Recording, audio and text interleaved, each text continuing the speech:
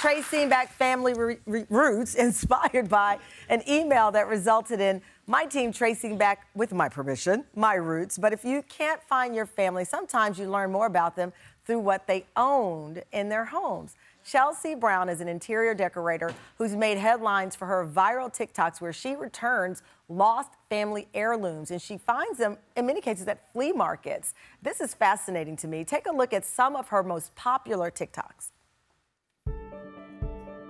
You will not believe what I found in this Bible from the 1800s. I immediately knew that this was from the mid-19th century, where people would write in their family trees. A genealogist's dream. I found these letters at a flea market from a Marine to his lover. He's basically saying he might die and he wants her to wait for him. This letter from 1871 is a first-hand account of a horrific train crash. More specifically, this is called the Great Revere train wreck. I like to think of genealogy as a way to go back in time. It's almost like a time machine. The letters and diaries and other artifacts that I return to families, they connect us to moments in history that no record could ever tell you. They are first-hand accounts. That's one thing to connect with people in the present, but genealogy is really the only way to connect with people from our past. And I think there's something really beautiful about that. Wow, I agree. It's something really beautiful. Chelsea Brown is here with us. Thank you so much for joining us. Me. I mean, I got goosebumps hearing you read some of the excerpts there. Your dad is a genealogist, but you've taken this modern approach to it. Yes, it's very different. I learned my skill sets from him, giving him a shout out. But it is very different because normally people hire a genealogist to do their family history versus I'm coming into someone's life unexpectedly and saying, hey, I found this diary that belonged to your great-great-grandmother. Do you want it? Wow. So it's completely the opposite. I also don't get paid for it, so I don't make the families pay for the artifact or for shipping. So it is very different than a traditional So what motivates genealogist. you? I mean, obviously it's not the financials of it. It's the thrill of the chase. And I mean, a lot of these stories that you find behind these artifacts, they're movie-esque, like what you just saw. Yeah.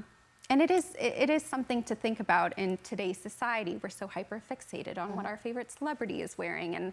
And I think the reason people connect with these stories so much is because there are these amazing movie-esque stories behind the lives of average people, and that's magical. I love that. I vintage shop a lot. I wear a lot of vintage clothes. I wear vintage jewelry, and I have this watch, and it's funny, the emotional attachment, because I bought it in New Orleans, and the back of the watch, it says, to Mabel from Bob. And I have had it now for years. It was dated 1937.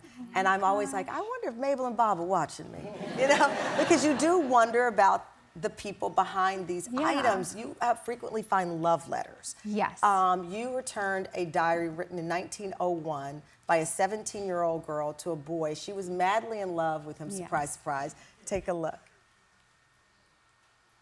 My will, mind, and heart have so blended with yours that I know not which is which. It really seems to my heart as if our souls were tuned to one another, for you have, with a true and understanding love, looked into the very depths of my soul. Your hand has laid on my heartstrings, thereby drawing forth a chord of purest music.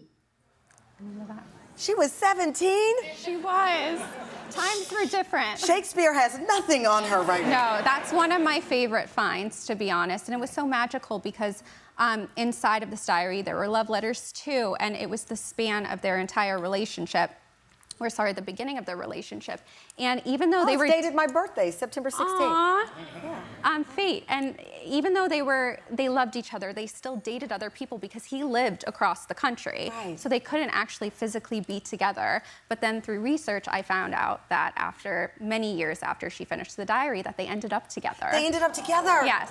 They did love end that. up. You know, I do wonder how technology will impact, like I still keep a diary. I've kept one since like 3rd grade, but most of our correspondence or text message or email. Yes. So how do you think that will affect the ability to recover some of these? Because I mean, even I know with some of the social media accounts, once you are no longer on this planet, it's locked. And if your loved ones don't know your password, they can't see some of these letters. I actually love that you're asking me that now because I do think we live in a time where we should start getting back into penmanship and writing letters, because it is true that things, the internet, people say it lasts forever, but it doesn't, because again, you're going to get, I call it a digital dark age that we live in. Wow. Because think about the photos that you had on MySpace, right? Or the, you know, maybe your old Facebook account. If you get hacked or locked out, those You photos lose are those gone. images. But then also MySpace, that website went down and then everyone lost their photos and videos.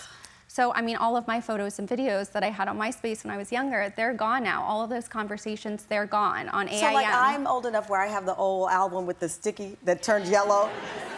I mean, you don't have that opportunity unless you print out. That's why, you know, I'm not plugging any companies here, but there are a lot of them now that really encourage you to download those and print them out, which I probably need to do myself. You just reminded me of that. Yeah. It's so true.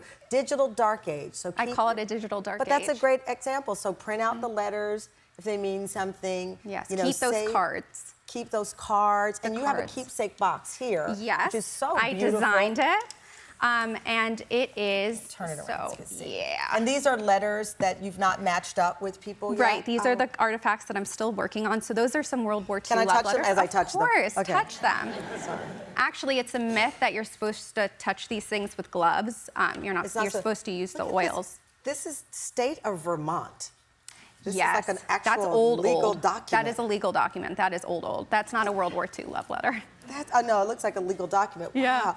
Okay, I want to live your life for a day. This is incredible. This was signed 1807. I don't know what it is, but it was signed in 1807. Yep, I have a lot of. Usually, the things that I have are over 100, sometimes over 200 years old. I'm But- obsessed. I'm obsessed with your life now. Thank you for joining us. Yes, thank oh you my for gosh, having me. Oh my congratulations, God. Chelsea.